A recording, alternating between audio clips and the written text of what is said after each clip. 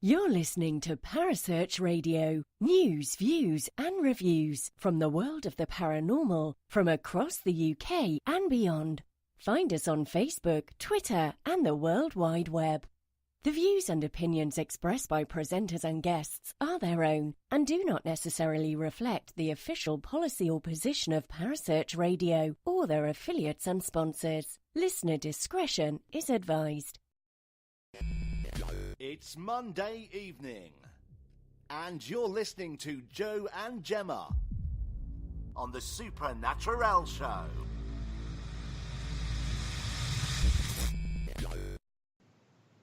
Good evening and welcome. We're doing it together. Let's just roll with it, Jo. Let's roll with it. Are you ready? Good evening. Good evening, guys. We're back. Welcome to the Supernaturelle show. The crazy one's back. She's been sunning myself in Tenerife, or 11erife as I like to call it. A what? 11erife instead of Tenerife. Well, why not 9erife? Well, yeah, but you always like to add a bit on, don't you? Because it's got sunshine.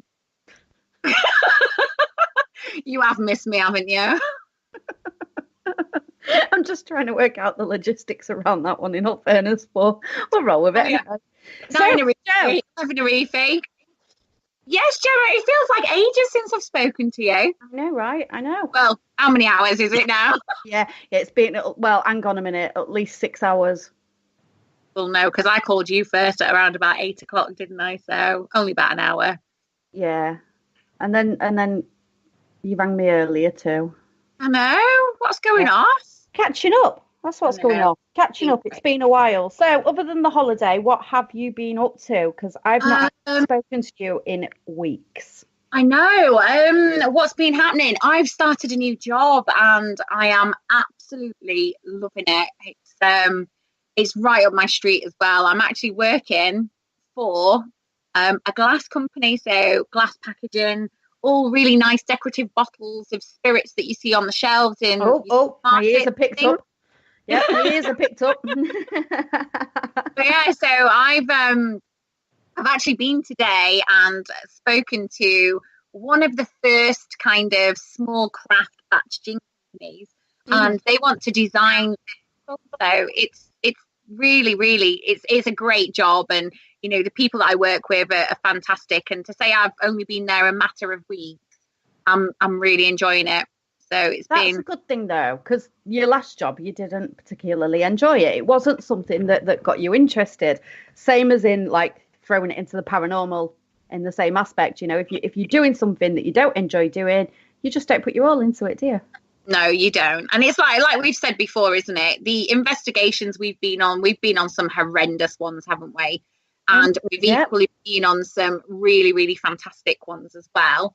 But no, it's a great job, and I'm really thankful to the guys who employed me, because he's lovely, actually, my boss, and the other people that I currently work with are very helpful, and I've got events coming out of my ears that I need to go to. So I'm like, it sounds painful, Jo. It sounds painful. Don't know how you're coping. I feel like a bit of a jet setter at the minute. So I don't know how you're coping. I swear, honestly, I feel for you. It must be so difficult. And I love that. Do you know what? I can see you, Gemma, and I can see exactly what that face says when you say that. Oh, and it's that just your sarcasm, mate. Exactly. Your sarcasm. You know what they say, though, don't you? What do you tell me? Sarcasm is the lowest form of wit, girly. The only one I've got, love, so enjoy it. So what have you been up to then? She says, sucking a mouthful of gin. Yeah, it's just a little gin, says the woman with the red wine. # problems. So what have I been up to? Not an awful lot, really. Family time, a lot of family time. Went to the SPR at the weekend. That must have been exciting. Do you know what? The SPR, right? Not enough people are members of that. And the Ghost Club, because it was a collaboration at the weekend, as Kerry said earlier in our weekly roundup. It was Ghost Club come SPR Day. And it was all about paranormal. And in the Investigator's Guide that Steve Parsons has done, as Kerry said, we was in that, Jo. We was in that. We came up on the slides. You was in that too, MJ. You was in that one. We was all in it. So hi, everybody. Yes, MJ's big entrance. We were talking about holidays, then we've talked about family, and now we've just literally just gone into it. Yeah, I know. I was waiting for somebody to be like, and our guests too. Oh yeah, but we was getting to that. I just enjoyed you two rambling. Well, so. yeah, but that's how we always start. We always start with a ramble. It's not the Supernaturelle show if there's not a ramble to begin with, and if there's not a ramble at the end, then you run the wrong show. Okay, well, I know I'm in the right place then. Yeah. Yeah. So anyway, ladies. Oh yeah, the SPR. It was. Oh look, I do digress very easily. It was. You've been swallowing a dictionary, you, since I've been away. No, I think other people are rubbing off. It was a collaboration, the SPR and the Ghost Club, and it was all about the investigation guidebook that's out. It's a little blue book. It's well worth a read. It's just your basics, but a lot of people aren't aware of the basics, so give it a read. And he had slides on there about people in the paranormal field, and we popped up. I mean, luckily enough, I was already aware that we was going to pop up, so it didn't come as a shock. Why did we pop up? Well, there's loads of just pop-ups. It's just like people in the paranormal and TV shows and media covering. You know what happens, don't you? As soon as you hit the TV show, you are an easy target for anything critical or anything when you're bound by the terms of the TV company. Well, I'm just going to throw it out there, but, some people deserve it too, so... Yeah. I don't mind. You know what I'm like. I'm as honest as they come. And some people do deserve that criticism. And the way I see it is, if it's constructive criticism, then where's the harm? Yeah, if it's everybody's entitled to their own opinion. It doesn't matter what it's on. Everybody's entitled to it. You just have to roll with it, don't you? I mean, don't get me wrong, especially when it came to... that thing that we did at the beginning of the year, the photo shoot and the GMB, I kept my mouth shut for ages, and then all of a sudden I was just like, no, do you know what? I'm not keeping my mouth shut anymore. So I put my statement out there. But Steve Parsons does state in the book, in the blue book, media will do with as they wish. And it's true. You can't argue that statement. You can only do your best with whatever you're doing, but not everybody's going to like it, right? No. Yeah, that's true. So anyway, ladies and gents, let's introduce you to our guest tonight. Shit about bloody time. We've 8 minutes. We've never rambled on for 8 minutes. Oh, no, we usually ramble on for at least half an hour, so I think we're doing well. So, ladies and gents, let us introduce you to MJ. Good evening, MJ. Well, hello, ladies. Hello, ladies. Dare we ask what you've been up to, MJ? Oh, one or two things. Just got back last night. Nothing major then? No, nothing major, So, just got back from Europe from the Sage Paranormal cruise, and sort of recovering / still half dying from my flu, but other than that, all good. So, Sage Paracruise, MJ. Yes, ma'am. Yes, ma'am. You can tell she's been to the States recently too, look. Yeah. So, Sage Paracruise, where did you start off? Well, just a little bit about it. So, Sage Paracruise, I've done for the last couple of years, and I take a small group of people. So this year we were only 13 people. Mm-hmm. That's it. And it's a nice small group. So it's quite intimate then? Absolutely, yes. And we do anything sort of visiting paranormal hotspots, to doing talks on board the ship, to readings, to all sorts of things. But it is a paranormal holiday. It's a paranormal adventure. So it's going on holiday for 10 days through Europe with a bunch of like-minded people. Mm-hmm. And so we started with 3 days in Venice, And one of our first days in Venice, we went to Burano Island, which is a little fishing village island. And there's not much going on there other than the fact that because they don't have anything to attract people to the island, they then took all the leftover colourful paint from the fishing boats and painted their houses. So the island is super colourful. Oh, is it like Balamory? Oh, I don't know. Oh, am I going to have to send you a picture of Balamory? You are, yeah. Oh, it's like a little town, and the houses are all painted different colours, and it's really beautiful. Well, this is absolutely stunning. It's so many different colours. What are you laughing at, Jo? I'm laughing at the Balamory side because all I could think is that bloody song that my kids used to What's sing the story in Balamory? Wouldn't you like to know? Never heard it. Don't know what you mean. Yeah, it's horrendous, but yeah, I know it's. I'll send you that. Don't worry, MJ. I'll send you it. So yeah, it's. Well, we went to Burano, the little island, and we went from there. We had a private motorboat taking us around, and we went to Murano Island, which is where the Murano glass is made, which is really interesting. And there were just two kind of sightseeing islands that we went to for the day. On the same day, we went to Torcello, and there's loads of myths and legends surrounding this little island. They've got what's called the Devil's Bridge, and it's allegedly where this woman had fallen in love with a soldier, and it was kind of a Romeo and Juliet star-crossed lovers type thing going on. The parents didn't want them to be together, and he was assassinated. And so she met with the devil on the top of the bridge to, do this little slip in time thing in exchange for gold coins to return her lover to her. But while she was on the bridge, when the devil appeared, he stole the gold. The candle she was carrying blew out, and the lovers are said to be lost in darkness forever. The legend is that if you go to the bridge on Christmas Eve, you'll be greeted by the devil, which is a black cat at the top of the bridge.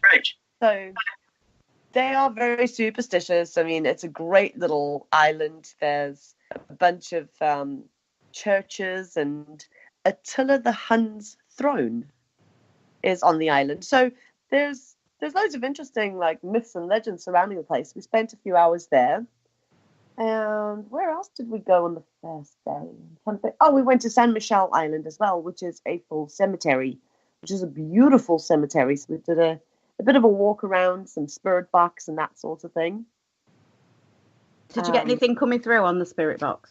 Not really all that much, no. Surprising.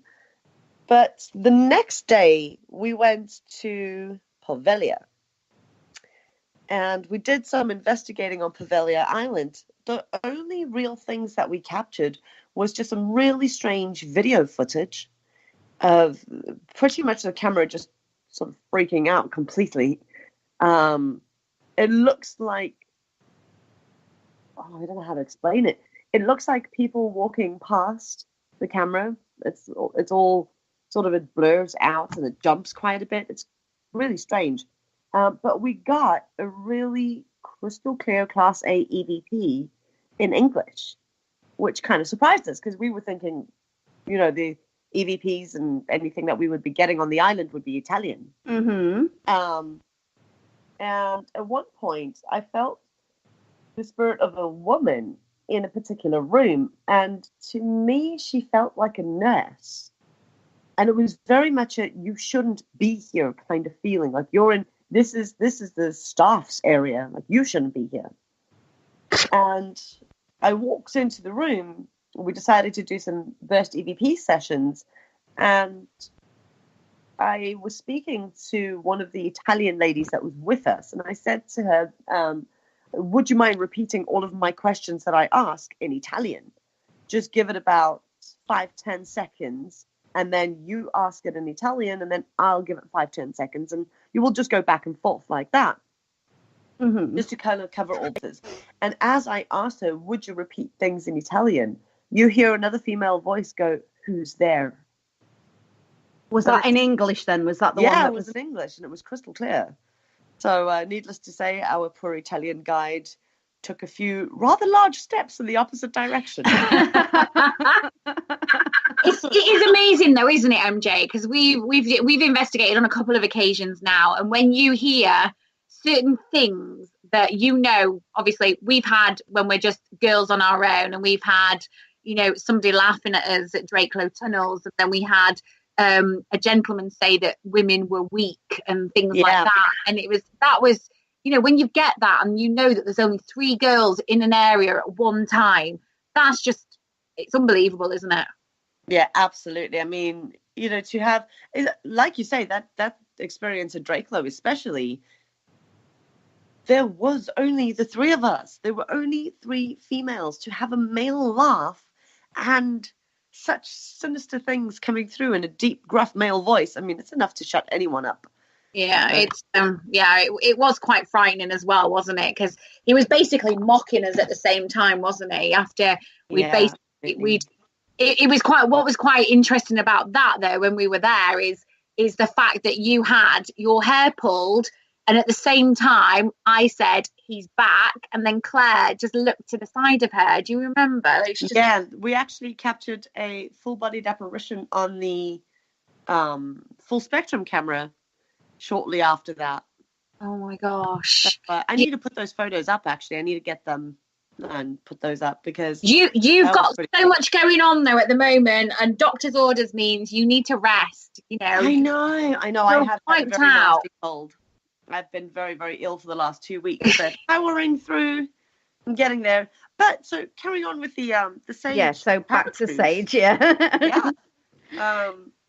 We went to Pavelio, did some investigating.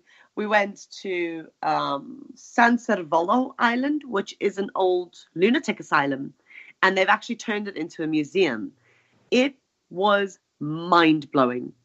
The guide was telling us all of his paranormal experiences that he'd had in the insane asylum, when he's there locking up on his own late at night and having a piano play on his own.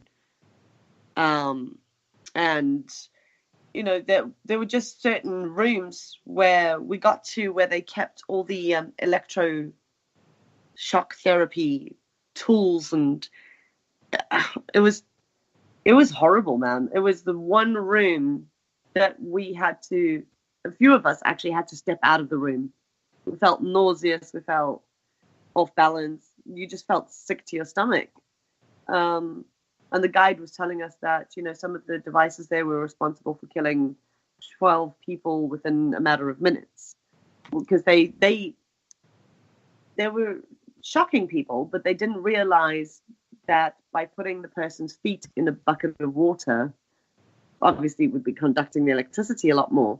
But what they didn't realize is that it would amp things up way more, and they just pretty much fried 12 people in a row.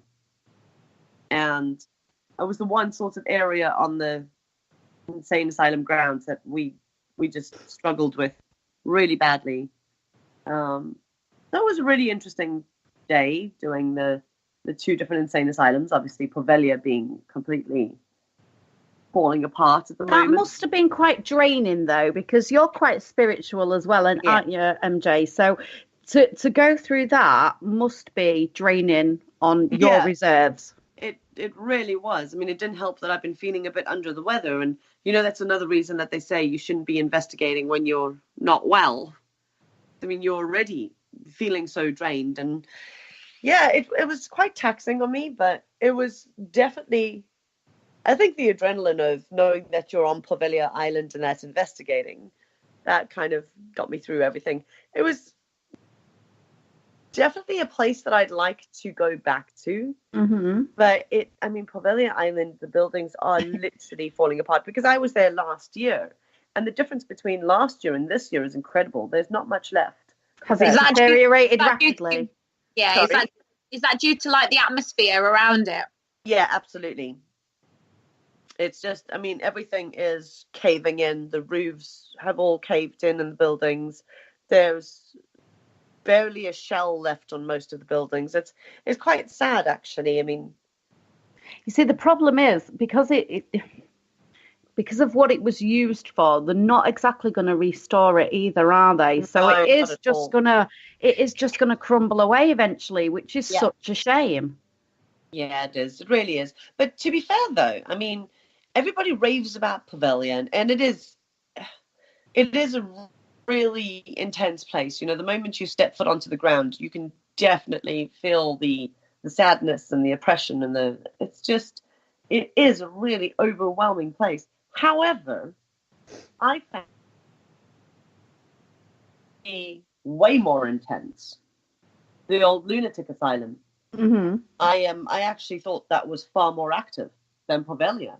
And you can do a day trip out there. You can go to Venice, stay there for a couple of days, and you can literally just take one of the Vaporetta taxi boats. Probably cost you about $20 for the day. And you can go out to San Salvolo Island and check it out yourself. You know, the museum is incredible. I definitely recommend it for any paranormal investigators or anyone that's sensitive that wants to go and do a bit of a European tour, and definitely check out San Salvolo Island. It's brilliant. It sounds amazing. Yeah, it does. I mean, it is. Do you know what? I don't think there is enough of this sort of stuff, though, is there? I mean, I know tour operators can, they can tailor make something for you, but to go somewhere and just do a cruise of paranormal investigations and things like that is practically unheard of, isn't it? Yeah, I mean, it's quite a niche thing, and at the moment I'm busy working on putting together more of the paranormal holidays and that sort of thing, because it's one of the things that I offer as Sage under all things paranormal, is paranormal getaways and that. MJ, can I just double check with you what that island was called? Because I know that my sound dipped out a little bit, so just in case anybody else's did, what was it called? San Servolo. So San Servolo. Yeah, SANSERVOLO. San Servolo. Thank you. No worries. Sorry to interrupt. I just wanted to. No, it's absolutely fine. It is a really cool place to go and visit. I really highly recommend people go and check that out. See, yeah, I mean, from what I'm aware of, and I could be so wrong, but there is only you and one other company that do these haunted getaways, haunted trips. I believe, whatever you want to call them. Is it Haunted Happenings that offer it? Yeah. Hazel do. They do a couple. Yeah.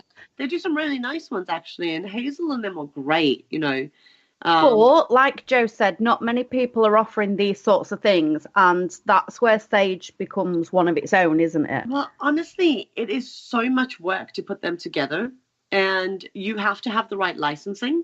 You can't just go and put a tour together. There's a lot more involved. It's not just like putting a paranormal investigation event together where you need your public liability insurance. There's a whole lot more that goes into taking people out of the country and et cetera, regarding licensing and that sort of thing and insurances. So it isn't as easy as just going, hey, I want to do this and booking it. But it's definitely something that I've become more and more passionate about. I think my husband's reaching the point where he's like, oh my God, can we just have a holiday that isn't paranormal? He's like, I just want to go to a beach and lay on the beach. And I'm like, yeah, but you should do, MJ. We're going to 11 Reef again with Karen and Eddie and Mark and everybody. So we should just do like a whole paranormal group and just lay on the beach. I'm in. I definitely won't be. I don't do group holidays. Yeah. Jolene is more than aware of this. Do you know what? I will never organise another girls' holidays whatsoever in my lifetime. But I tell you what, couples and a group of mixed people, then yeah, I'm quite happy to do that. But never again in this lifetime. Any group, anytime you're putting anything together for a group of people, you're going to have personality clashes. You're going to have all sorts. These things just happen. So managing a group, especially when you're doing 10 days through 4 different countries. Yay! MJ, I take my hat off to you because we did not the same. There was nothing paranormal about it, but we did 4 days. There were plenty of spirits involved, Gemma, but not paranormal. We did 4 days, and it was all hell broke loose, which was why I said never again will I do another group holiday ever. It was horrendous. It was like a playground. But I take my hat off to you, MJ, how you keep everybody under control. Under control. It's not so much about keeping people under control. It's about making sure that you're catering for every single person. And, you know, there were some stressful times, like people getting lost and that sort of thing. And we have to be back on a cruise ship at a certain time. So, you know, there were some stressful moments. But overall, I don't know, it's fun. So when you get onto the cruise ship, what happens then? Well, we still had other things that we were doing in Venice. We did like ghosts and legends walking tours. We did all sorts of things there. We got on the boat in Venice, and then our first stop was Bari, Italy. And that was kind of, on the holiday, that was kind of like the chill day.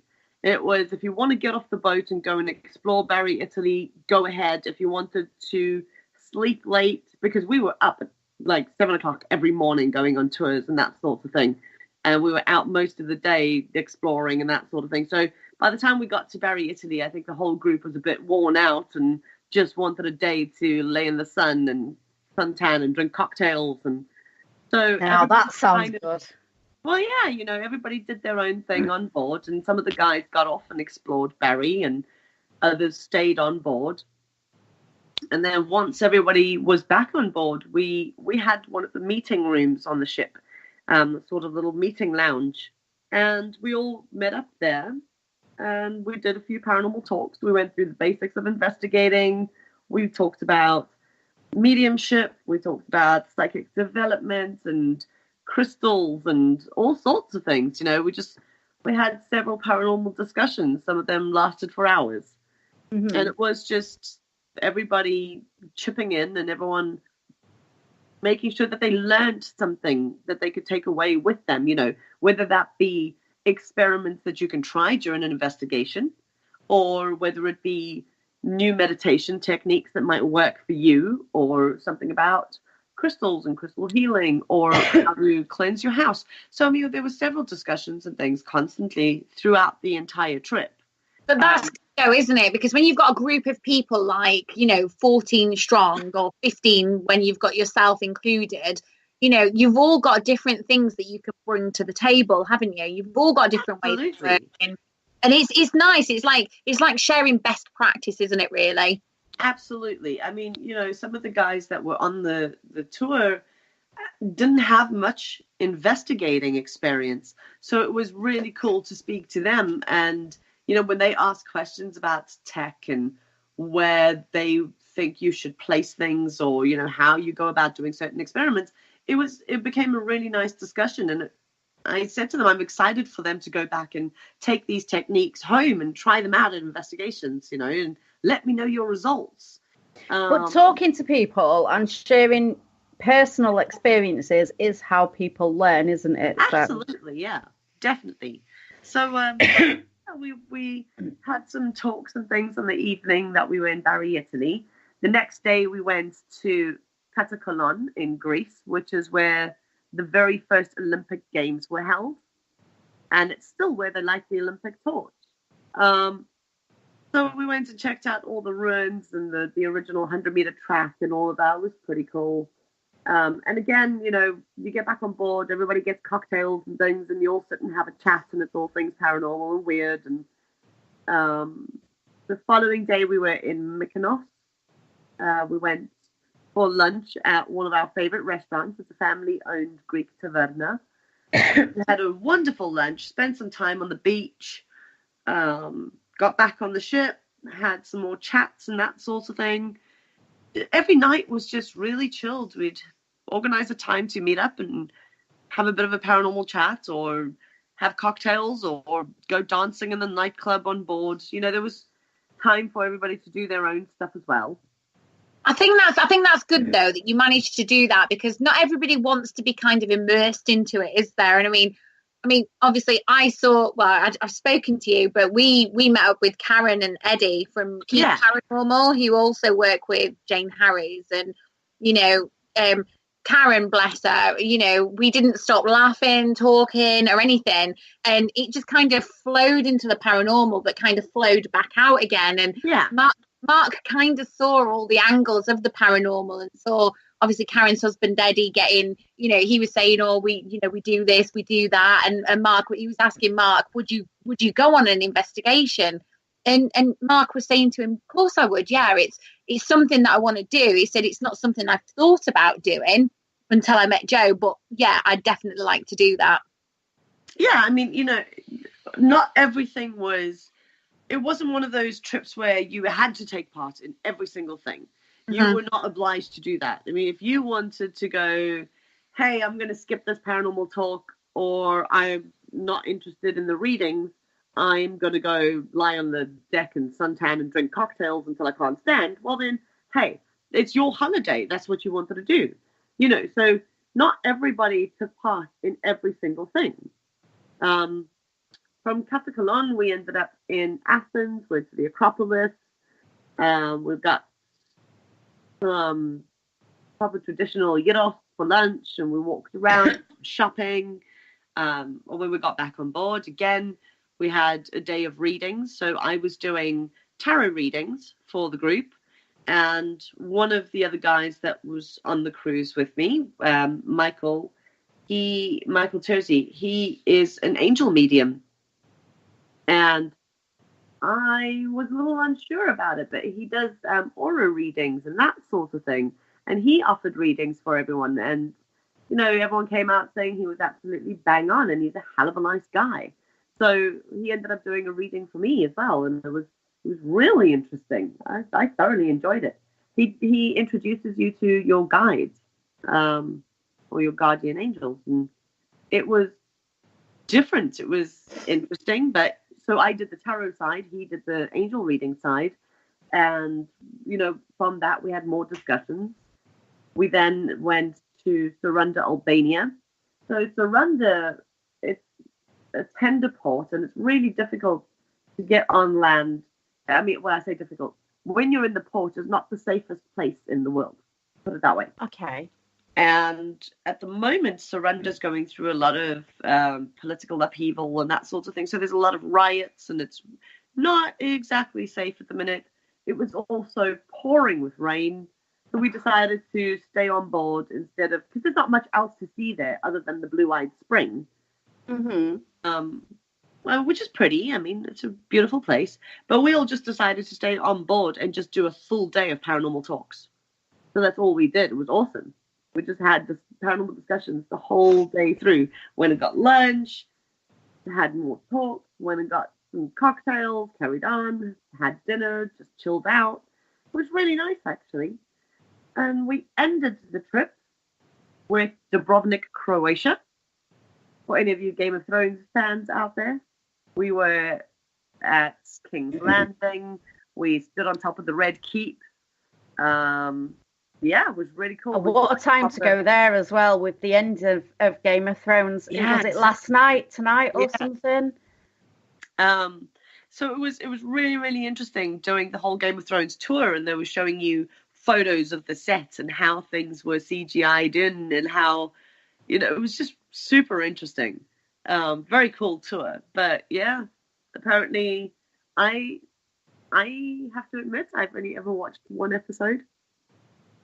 Not my thing. However, my husband is a huge fan who's just watched the last episode and is currently sitting on the sofa downstairs sulking because he's so no spoilers, guys. But he's not a very happy bunny at the moment.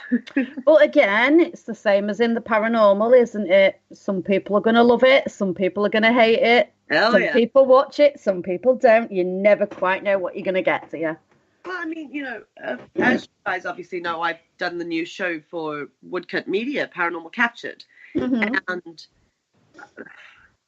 first of all, I was super worried about it because we didn't see any of the edits before they aired. So, so you literally did the filming and then had no say at all? Nothing whatsoever. Okay. So you did the filming, you had no say whatsoever. Basically, when you captured something on camera, if there was a paranormal event that took place, they would kind of judge it by your reaction. So if you were going, oh my God, this is amazing, then they would cut that bit and put it in, or, work around the edit. So can I put you on the spot here a little bit? Because I've not done TV shows, MJ, as you're aware.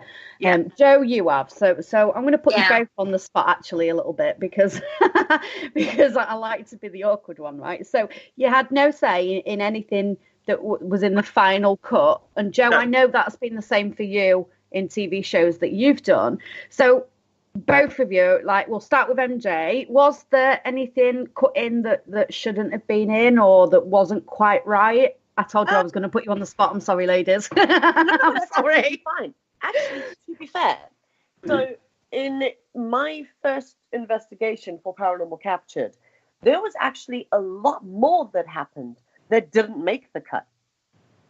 See, now that's interesting. Why would they do that? Unless in the... Because have you got 2, MJ, on Paranormal Captured? Is that right? Yeah. So unless there's more in the other one and they didn't want to oversell in the first episode, I don't know. So what bits was we missing from the first one? The first one was really interesting. The first investigation, probably one of the things that stood out the most to me was we kept mapping in some really odd figures, some of them on command on the SLS camera, which you actually don't see that in the episode. At one point, I asked them if you could stand behind the bar counter where the noise came from, and this figure maps in directly in the middle on the floor, and then it moves up onto the counter, and then it kind of crawls across the ceiling.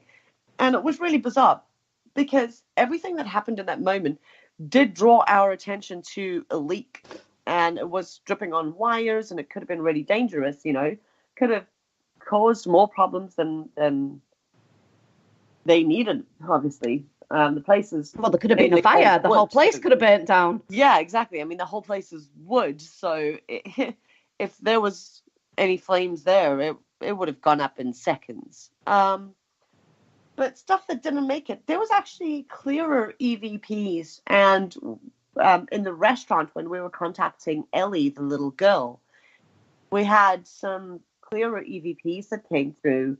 We also had Rufus the bear. In the clip that you see on the show, he's not really lighting up all that much. But later on in the investigation, we actually had him lighting up constantly on command. We also did a trigger object experiment in the other side of the bar, where we put a full pint glass of ale on the bar counter, set the SLS camera up on the bar facing the pint glass, and you see a stick figure walk across the screen up to the pint glass on camera. And they didn't add that in.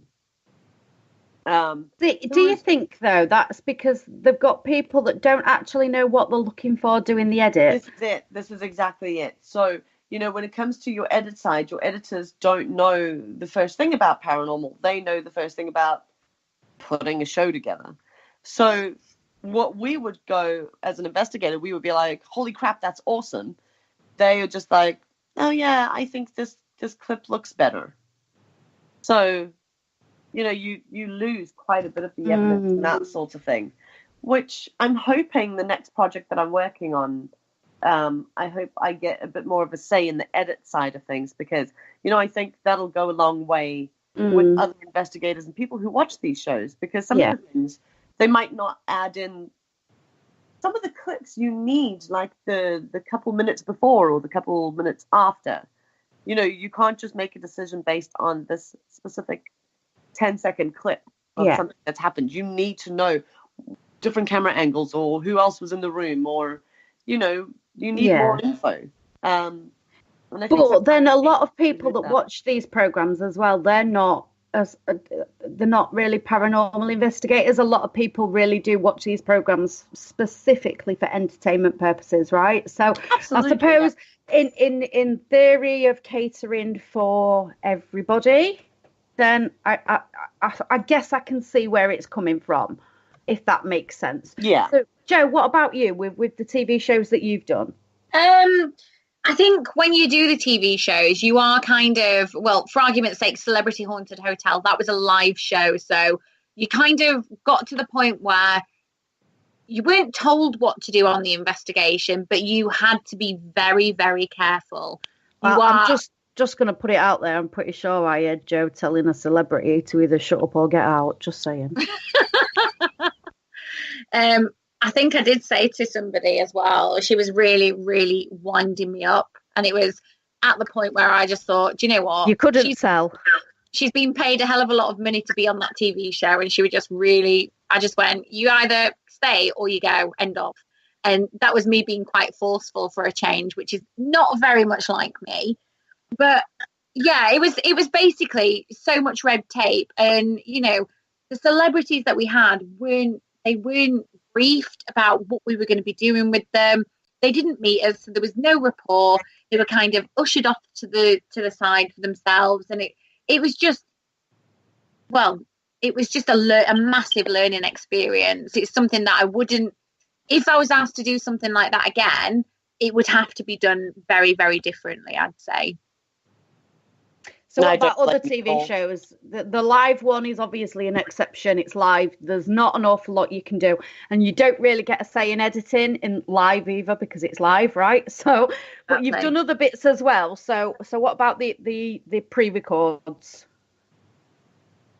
The pre-records are basically, you have so many takes to do, you know, to explain what you need to do. And they just pick the best ones that they want to take. And it's, you know, like anything, I'm all right at learning, you know, bits and pieces, giving me some papers to read from, but I'll only learn from investigating properties and things like that. So when you don't have any personal experiences of a property, it is very, very difficult to actually cast your opinions on.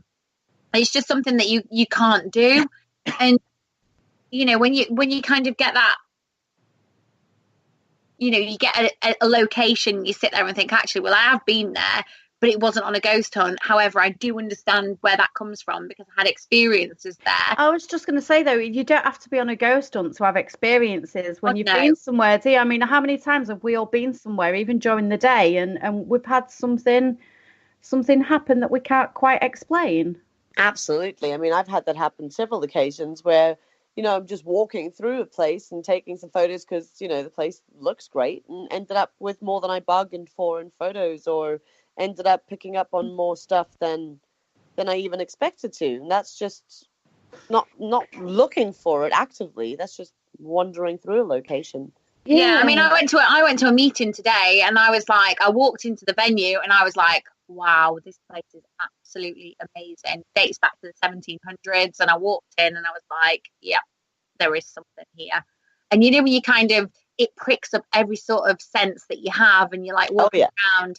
But it was really strange because the people that I was going to see weren't actually they were in the main house, but they were in the back of beyond sort of thing. And I actually instantly knew where I was going. And the lady who I went to see, she actually said to me, she said, oh, if I'd have known you were here, I'd have come down and met you. But that's strange, you knew where to come. And I was like, yeah, I think I just kind of followed my nose sort of thing. But it is amazing how you do realize where you actually are, and you kind of know your way back, or you know your way as to where you're going. Yeah. Well, you know, and this is something else I wanted to bring up, just going back to the TV show thing. Mm-hmm. When we did the investigations for Paranormal Captured, I was really worried about the fact that, you know, perhaps we were going to have the producers or director or camera guys or whoever going, hey, I need you to do this again, or look surprised, or, you know, and we had none of that. That was one of my biggest worries. So that's really good, though, isn't it? Because I know that a lot of TV shows they will advise on how one is supposed to appear. Absolutely. But we didn't have any of that, which is why I ended up loving the show as much as I did, you know, during the filming process and things. Because when it came to the investigation, I was like, okay, so what are we doing?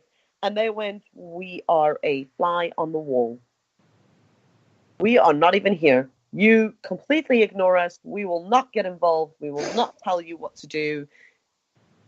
That's it. You just investigate the way you investigate, and we'll take the footage from there and put it together. There were a few things before the investigation, like the interviews, that you might have to ask, like, hey, okay, so you experienced something here. Tell me what you experienced. And they'll get you telling that story from one angle, one camera angle, and then they'll move around and go, okay, can you ask that question again? And they kind of cut between the two. So you've just got different camera angles because the crew is tiny. Yeah. We had one sound person, one camera person. The sound person was also doing camera as well. So 2 cameras, sound. And one of the producers that was on location, not necessarily on shot. So they weren't necessarily there all the time. But you're dealing with the smallest crew so that it does not interfere with the investigation. If you watch that first episode of Paranormal Captured again, when you hear that massive bang come from the bar area, you actually see me look around the room. And I was looking at the camera crew. I was looking at all of them with this, if I catch one of you faking things, I'm out. I actually looked at all of them. And the funny part was the 2 ladies who were filming for the sound and camera looked like they had literally just seen a ghost. They were so caught off guard. And then, bless them, at the end of the night, because we were staying in the White Swan Hotel and we'd just done this investigation and so much other stuff happened. So the ladies, who were all my age, by the way, all female crew, my age, and at the end of the investigation, once we'd wrapped up the filming, they were like, okay, so we're going to bed now. Yay. Woohoo. We're staying here. I actually had to walk all of them to their rooms. Oh, bless. They were terrified. There's a few questions actually in the chat room for you, MJ. Just before, because I don't want to miss them. I don't want to run out of time and miss these questions, because I did say to people in the chat room, if you've got any questions, ask them.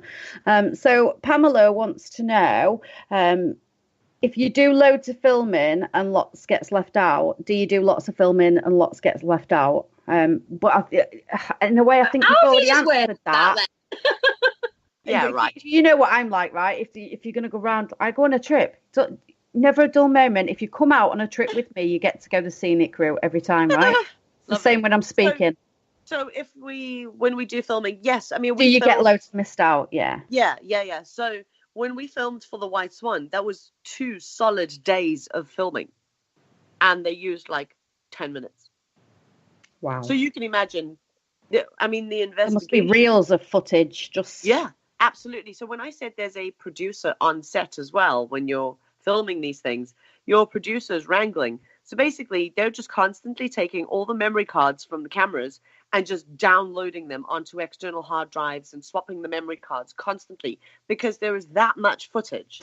Mm-hmm. There is so much footage.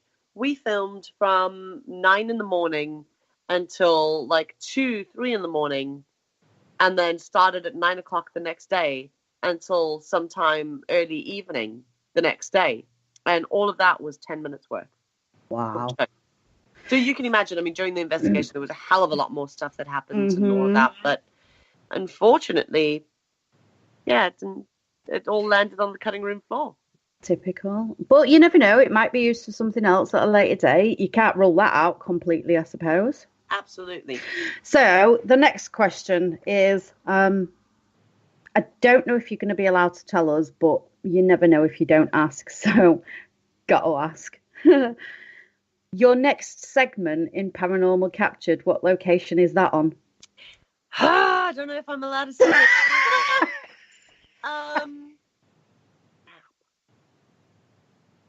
Did you want to just gloss over that one? Is it in a location somewhere in the UK? Really, is that what we're going with? I'm really not sure if I'm allowed to actually say which location it is yet. But I suppose we are starting to advertise all the different episodes. So, it's an exclusive, guys. Yes. Go on, MJ. Accidentally do it. I'm accidentally going to say that it is an old picture house haunted museum in Nottingham. Woohoo! Another one's just come in. We'll just gloss over it really quickly because we know where it is now, but we don't want to get you in trouble. So if we move on really quickly, nobody's going to know that we said it right. Fantastic.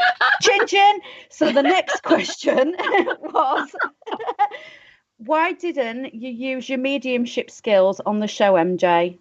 because we were told that they want to take a purely scientific approach for this show. We were not allowed to use mediumship whatsoever. And it was kind of... Yeah, it's really difficult, though, as well, because you've got so much red tape that you can't... There's a lot you can't say on TV.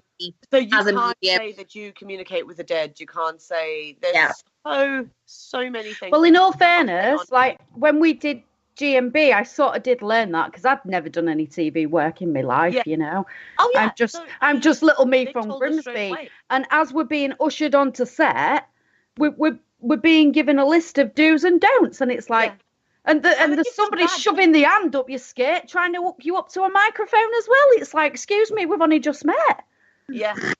And literally, it's you can't say this, you can't say that, you can't say this, you can't say that. You can't talk about politics, you can't talk about wealth, you can't talk about mediumship, you can't say you communicate with the dead, you can't say this, you can't say, all right, here you go, you're live, bye. Yeah. It's just a bit crap, really, isn't it? I mean, in all fairness, like, I don't know how you guys do it, because I don't think I would be able to, in all honesty, for the simple reason GMB was a real eye-opener for me. And at the point where we've had people's hands up our skirt, we've been given a list of do's and don'ts. I've got you two saying to me, Gemma, do not swear. Yeah, right. And I'm then thinking, oh, shit. Yeah, right. I'm going to swear. And then you just dropped the S-bomb and we're live. It's fine. It's all good, right? So then... It's not Channel 4, isn't it? Yeah, exactly. It's not Channel 4. Please do not swear. So I'm like, oh, my God, like, I'm never going to get through this. If somebody had said to me at that point, what's a voice recorder do? I honestly don't think I'd have been able to answer. So I take my hat off to you, because the pressure is unreal. It is kind of scary. I mean, especially when they're like, okay, so... In 5, 4, 3, 2, 1. Yeah. My mummy. Explain in detail exactly how a spirit box is made and how it works, and go right now. Do it. You're like, oh, shit. It's something, right? Yeah. Take my hat off to you, because it with experience it is difficult. So the next question is, will there be a series 2? Oh, I really hope so. I really, really hope so, because I think the concept of the show is really good. I like the way that it kind of has a fast pace and it jumps between the stories. It keeps you intrigued. I really do like the show. I would love for there to be a season 2. I know everybody in America is gagging to watch the show over that side. I've been getting out over there yet, will it? It won't go over there until it's finished airing over here. So I'm really hoping that it does make it over to the States pretty soon. I know there are talks of it going international quite soon. So I'm really looking forward to that. Yeah, I'm really, really looking forward to it. I was actually speaking to the executive producer the other day regarding the ratings, and he was saying that the ratings are really good for the show. Our catch-up ratings are probably a lot higher, because most people are working on a Tuesday, so you know, a lot of people are in bed a lot earlier and just watch it on the catch-up the next day. I would love ratings are ratings, though, MJ. At the end of the day, absolutely. You know, and that's another thing that people don't realize when you're doing TV is you're worrying about so many other things. You're worrying about the ratings. You're worrying about who, what, where, why, how, and also here's something. I mean, everybody that knows me knows that I am a super down-to-earth person. Like, I will talk to anyone and anything and anytime. And if you love the paranormal, I will talk your damn ears off, because it's my passion. And I didn't know that, MJ, in all fairness. Not at all, you know. But, so I never wanted to have, like, a public figure page. And the production company were like, oh, honey, when this show starts airing, you need a public figure page. And I was like, no, I'll be fine. And literally all hell broke loose. I was like, oh, ew, crazy people. Fantastic. That's what happened. And that's just me, right? The crazy person is just me, isn't it? Well, I mean, you know, we all have to have at least one stalker. Well, you see, all I'm going to say is, you know, the Afro Circus theme tune, that was made for me. Anyway, so have you got any more shows coming out this year, MJ? I do. I have just finished playing a small part in a short film. I have no idea when that's coming out, but the storyline's super cool, and it is just a short film, but it is like a paranormal theme. It's pretty cool. I don't want to spoil it, but that should be coming out this year. And I am working on a couple other shows this year. So yes.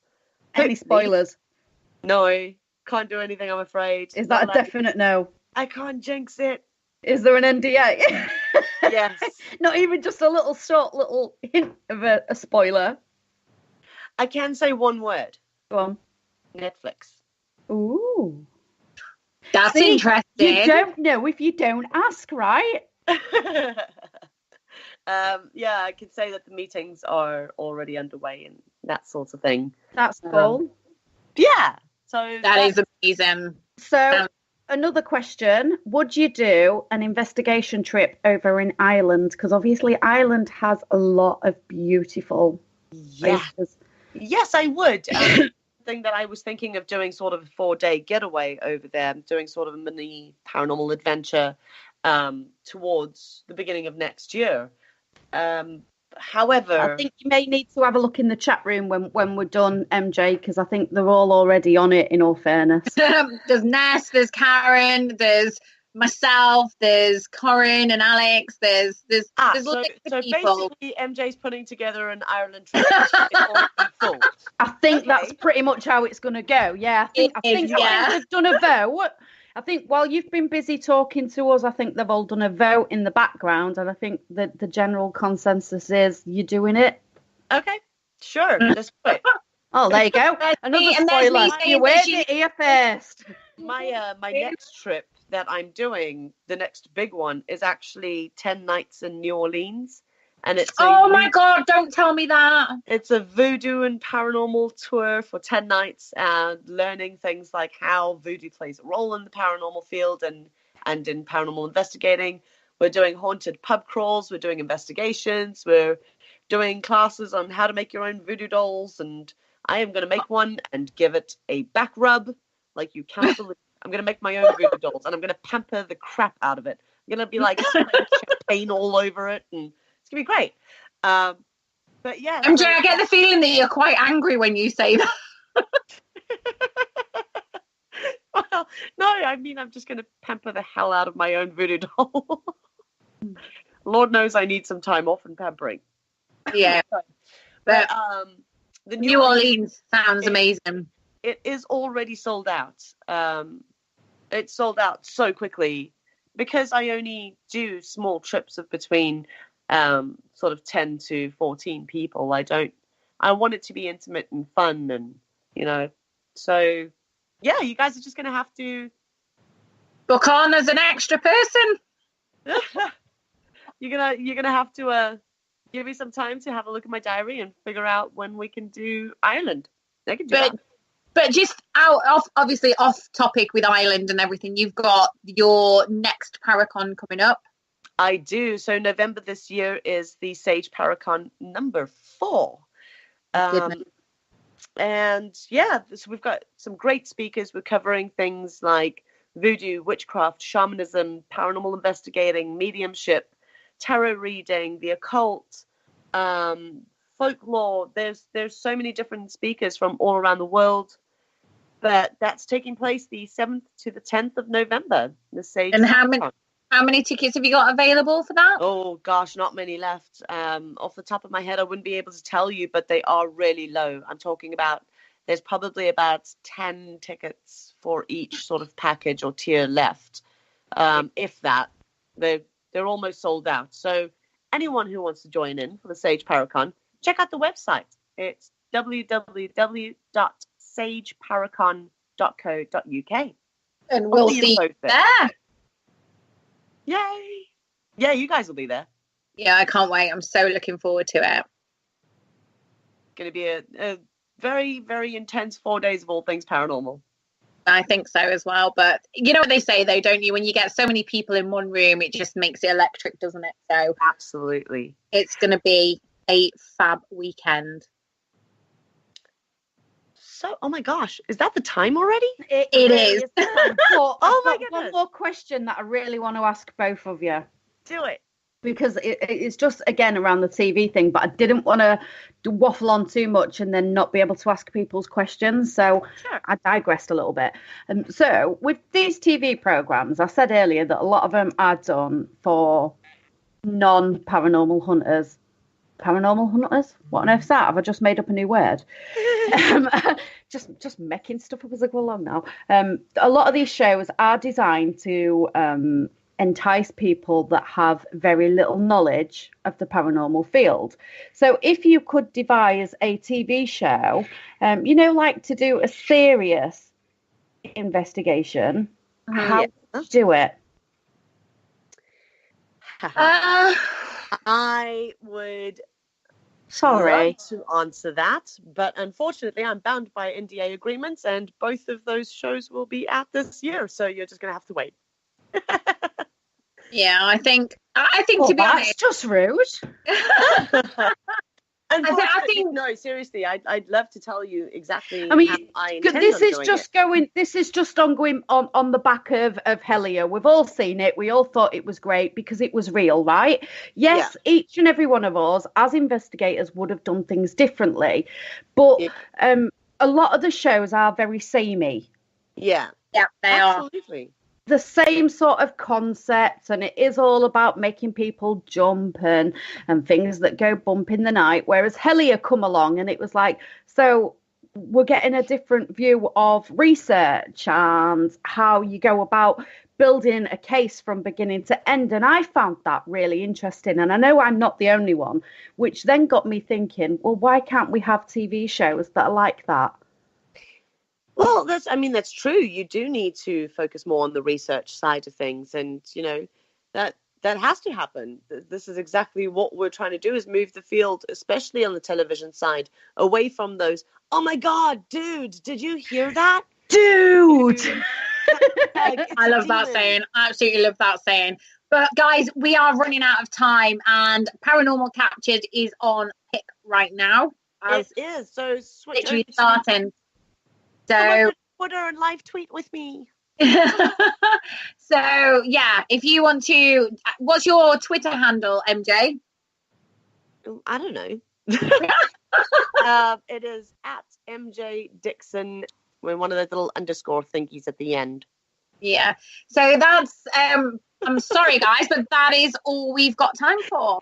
So Gemma, I absolutely suck at doing this really, really crap ending, and I'm so rubbish. But so follow Parasearch Radio on Facebook, Twitter, and Instagram. Look at you! Click the little bell to receive notifications and subscribe. Yeah. What MJ said. So from me, it's good night. And from me, it's good night. Good night, MJ. Good night, everyone. See you all next week. Thank you for listening. Don't forget to join us for more shows throughout the week. Find us on Facebook, Twitter, and the World Wide Web to keep up to date with all the shows right here on Parasearch Radio.